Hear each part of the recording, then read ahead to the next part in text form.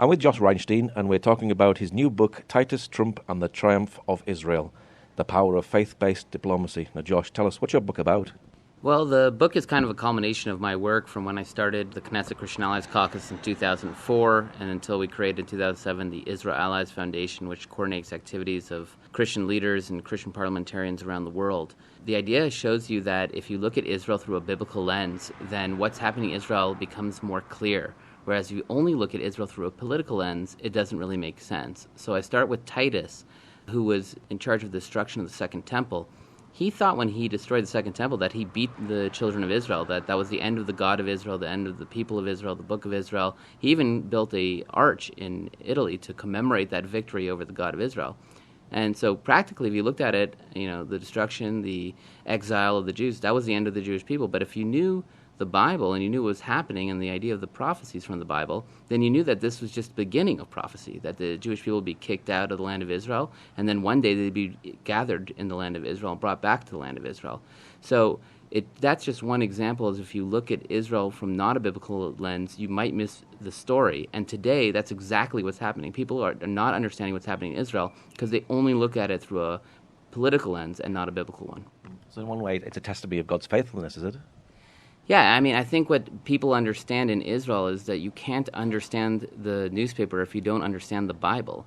We're witnessing the fulfillment of biblical prophecy unfold before our very eyes, and people don't understand it. And so if you try to put it in just a political context, it doesn't make sense. So let's give an example. We're the only free democracy in the Middle East. We're the only place that has gender equality between men and women, the only place with freedom of religion, yet places like university campuses that are supposed to be the biggest supporters of human rights and freedoms and liberals are actually having apartheid week and anti-Israel sentiment. So that doesn't make sense from a practical point of view. They should be for the only free democracy in the Middle East. But from a biblical point of view, that makes sense, because if you're rejecting God and the God of Israel, then you have to reject also Israel. So that's just one example, and I try to go through history and up until today when Donald Trump recognizes Jerusalem, and show how, if you just look at it from a biblical point of view, a lot of these things make sense, and you can see where we're going, not just where we've been. A lot of the negativity, is it a spiritual battle? Absolutely. I think what we're seeing is a clash of civilizations against those who believe in Judeo-Christian values and those who are fighting against Judeo-Christian values. I think that people who aren't actively against the God of Israel and the Bible, they don't really have a stake in the game. But if you are against the Bible, if you're against the idea that there is a God, then you're going to be against Israel. And if you're for the Bible and you're for the God of Israel, then you're going to be for Israel. And that's how we're showing, that's how I show through the book how both sides are being stacked up. And we're seeing an incredible coming together of Jews and Christians in the 21st century. But we also see an incredible attack by people who are against these Judeo-Christian values as well. Now, your title is Titus and Trump. You've already mentioned a bit about Titus. Why Trump? Well, I think Donald Trump's administration really is the culmination of what we call faith-based diplomacy. The idea of that when Christians get involved with the issue of Israel, incredible things happen. And the best example of faith-based diplomacy that we have is the moving of the embassy from Tel Aviv to Jerusalem. Donald Trump just mentioned in a speech that he did it for the Christians. But there is also a myriad of incredible advances that we have in the U.S. Israel relationship. We have the recognition of sovereignty in the Golan Heights. We have the fact that Donald Trump scrapped the terrible Iran deal, allowing them to get nuclear weapons. We have the defunding of UNRWA, the organization in the UN that just perpetuates the refugee problem. We have the passing of Taylor Force Act, which makes it illegal for American money to go to fund actual terrorists that get paid to kill not only Israeli citizens but U.S. citizens. So we've seen incredible success here in the land of Israel, and that's because Christians are getting involved and saying this is what's important to me, and Donald Trump listens. A lot of these things sound like they're more common sense than political correctness. Look, I think that a lot of the Bible is just common sense. People take it for granted that we like freedom and liberty, but those values don't just come from the air. They come from a source, and that source is the Bible. And I think that what everyone was saying is that when Donald Trump was doing these things, that it's going to lead to World War III and the Third Intifada and riots in the streets. But yet we see with this deal with UAE that it's actually brought peace closer together. And people don't understand, how is this possible? How could all these pundits and political professionals misdiagnose the situation so badly? And so my book, Titus, Trump and the Triumph of Israel, is kind of giving the diagnosis because I saw these things coming ahead. I knew that we were going to have more peace in the Middle East because of these moves, because they're biblically correct. What inspired you to write the book, and did it take a long time to write? It took over a year to write the book and to get it to the point where I was ready to publish. It's a culmination of my work over the last 16 years. Titus Trump and the Triumph of Israel is not just a book that talks about the biblical aspects. I wanted to have a one-stop shop for anyone who wants to make the case of Israel or wants to learn about the case of Israel. So we go into the legal rights to the land of Israel. We go into the archaeological rights to the land of Israel, the political rights to the land of Israel. But all of them pale in comparison, obviously, to the biblical rights. And I think that with this book, not only do you have a roadmap of how to stand with Israel, but what does the future hold for people who want to stand with Israel? How do they get involved, and how do they make a case for Israel? But also, it's for people who don't really know much about Israel and want to know, why should they stand with Israel? You've already mentioned about the move of the embassy to Jerusalem. Have you seen other ways of faith-based diplomacy working? Absolutely. I think you can see it around the world that faith-based diplomacy is actually the most important weapon that Israel has in its diplomatic arsenal. We've wiped out financial BDS, the anti-BDS legislation in 32 states in the United States that make it illegal for companies to be involved in boycott, divestment, and sanction are a result of faith-based diplomacy. We've seen not just the U.S. embassy move, but also the Guatemalan embassy move from Tel Aviv to Jerusalem.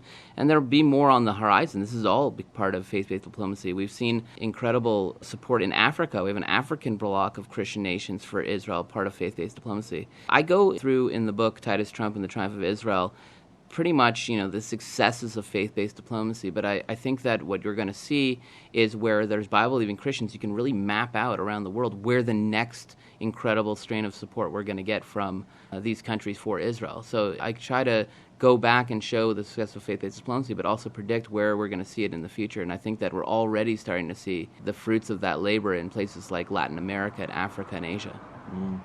Is faith-based diplomacy a new thing for Israel? And are we seeing bonds of great friendship developing?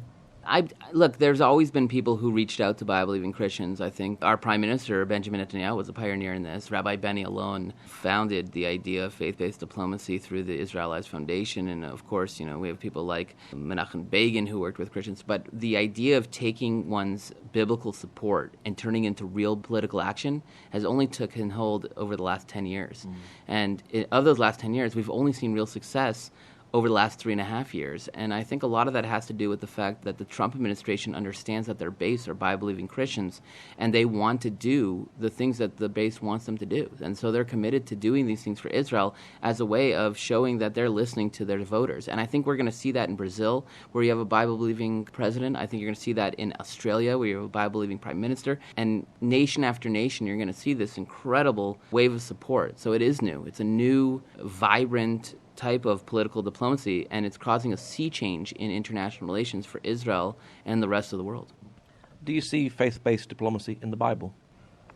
That's a very interesting question. I think, of course, you see it in the Bible, because you talk about a time in the Bible where they say that one day the nations will come up to Jerusalem and pay homage to the one true God. Well, back then, no one knew who the one true God is. There were hundreds of gods in their eyes, but they talked about a time where everyone would know that there's only one God, and that everyone would stream to Jerusalem for the feast. And of course, we're seeing that prophecy unfold today because of faith-based diplomacy. Christians went out around the world and taught the Bible and to many nations, and the origins of faith-based diplomacy are deep. We have a caucus, for example, in the Filipino Senate. There aren't Jews in the Philippines that were, saying we need to do this. There's 20 million Bible-believing Christians there that said this is important to them. And so I think that faith-based diplomacy has been unraveling through the last 2,000 years. And in the book Titus Trump and the Triumph of Israel, I try to go into the history of that as well. Where is it coming from? And where is this, this remnant in the Christian world who always said that the covenant between God and Abraham is an everlasting covenant? How have they been involved in faith-based diplomacy through the ages? You've got one chapter about replacement theology. Can we see replacement theology destroyed? Look, I think what's happening today is that we're seeing a real backlash of these mainline churches who believe in replacement theology that are actually divesting from Israel. They're turning their backs on Israel, even though Israel's the only place that they have clergy visas, they have property rights, they can operate with impunity. Any of these other countries around here, they can't even set foot in with a Bible, yet they're divesting not from Syria, where they'd be executed for being Christian, just for visiting there. They're divesting from Israel, and I think it's because these churches are feeling that their way of life is under attack, because a lot of them, all the people who used to go to them, are becoming Bible-believing Christian. I mean, just take Brazil, for example. example, in 1948 it was 100% Catholic.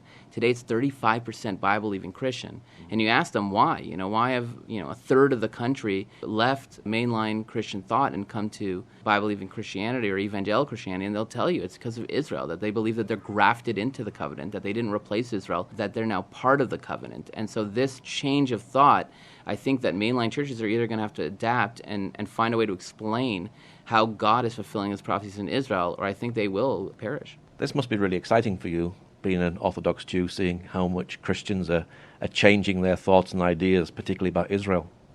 Well, I think, someone who knows the Bible, this is something that's not unexpected. We knew that during these times that the nations would be carrying our sons in their arms and our daughters on their backs. We knew that 10 Gentiles would lift up one Jew by our garments and carry us to Israel. So we knew that there would be a time of incredible outpouring of support from, the nations. But it's obviously exciting to see God's word being fulfilled and being a part of it and being able to live in Jerusalem and able to see it for yourself. Of course, I can't pretend that this isn't exciting to be a part of the fulfillment of biblical prophecy. And as hard as it was for me to write this book, I'm very excited that I have something now that I can give to explain this phenomenon. A lot of Jews are asking me, why are some Christians standing with Israel and some aren't? And a lot of Christians are saying, how do Jews see our support? And what do we need to do? And how do we get involved? So now I have something to point to that they can look at. They can go on Amazon, they can buy Titus, Trump, and the Triumph of Israel, and answer all those questions. So I think I'm excited that I have the book and that I get to see this and live this with my own eyes. Mm. How many years have you been working at Faith-Based Diplomacy? You're the director of the Knesset Christian Allies Caucus. Well, we started the Christian Allies Caucus in 2004 in an attempt to build direct lines of communication and cooperation with Christian leaders around the world. I'm now the president of the Israel Allies Foundation. We coordinate the activities of 43 Israel Allies caucuses and parliaments around the world. That's a network of 1,000 members of parliament who take their biblical support and turn to real political action. So I've been around with faith-based diplomacy since the beginning. A lot of people have started to call me the father of faith-based diplomacy, although there were many giants before me who were involved. So I've pretty much been involved at the beginning, and it's exciting just to see the success of this new relationship that we're seeing all over the world. I think that also the best is yet to come. Mm. We've already mentioned about the United Arab Emirates bringing peace with Israel. Is this part of faith-based diplomacy here in this move for peace? Yeah, I believe it's a big part of it. There were two big doctrines in the Middle East. There was the Obama doctrine that said that, the Palestinian-Israeli conflict is the problem with the Middle East and Iran is the solution. And there was the Trump doctrine that said that Iran's the problem with the Middle East and Israel, a free democracy, is the solution. And for the first time, we got to witness in the last 3.5 years the Benjamin Netanyahu Trump doctrine of peace through strength in action.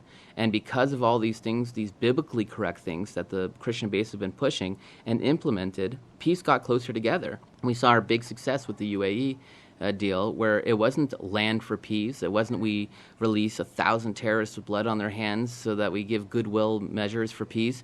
It was peace for peace, and it's a real peace. It's a peace between the people, and it shows the success of this Trump-Netanyahu doctrine, that it's peace through strength, that we were strong, that they realized that it's important for their people to have peace with us, that economic peace, health peace, regional cooperation peace. And so, yeah, this is another fulfillment of biblical prophecy that when Israel is restored, that the nations will come up to Jerusalem and seek real peace. So we're able to see it, and this is a great example of faith-based diplomacy. Do you think other countries will follow? Absolutely. I can make a bold prediction right now on your show and say that in the next 2 to 3 weeks we'll have peace with Sudan. I think that they're very ripe for it, but there are other countries too, Oman, Bahrain, some of the more moderate countries. I think we're going to see them coming into peace. And I think that as long as Israel is strong, there will be peace. And I'll tell you something else. A lot of people say that we did peace in exchange for not declaring sovereignty. I don't believe that. I think that we're going to get both. I think when you're strong in the Middle East, you can get everything. And when you're weak, you get nothing. And I think now we're strong, and we have a president in the United States that is supporting us full-heartedly. And I think people understand that. And that's going to lead to more peace and success in the region. And this is good for the Palestinians, if only they would realize it as well, isn't it? Well, I think the common line is that, the Palestinians never miss an opportunity. Look, the problem with the Palestinians is not the Palestinians, it's their leadership. We put a bunch of terrorists in charge of the Palestinian people, and they've led to this terrible dictatorship that is in charge of them now. I think that the Palestinian people are starting to understand that Israel's not their enemy, their leadership is. And I think that once that takes hold, I think there is a real opportunity for peace, not just, signing a document and cocktail parties at the White House type peace, but a real peace between the people, because the people do want peace, and I think there's an opportunity for it here. Do you have any plans for any more books? I have to say no. It was a really hard process to put this out on paper. There was a member of Knesset who's a woman named Michal Kotler who said that writing a book is like having a baby, and the fact that, right when it's born you say you're never getting pregnant again, but, after a few years you forget about it and maybe you go at it. So there's always a hope that I might get back into it, but I think for now this is it. I just wanted to put out a book that laid out what is the power of faith-based diplomacy, how does it work, and what is the future. I think I did justice to the cause, and I hope people go to Amazon and buy it. Titus, Trump, and the Triumph of Israel. Okay, Josh, thank you very much. Thank you for having me back on the show.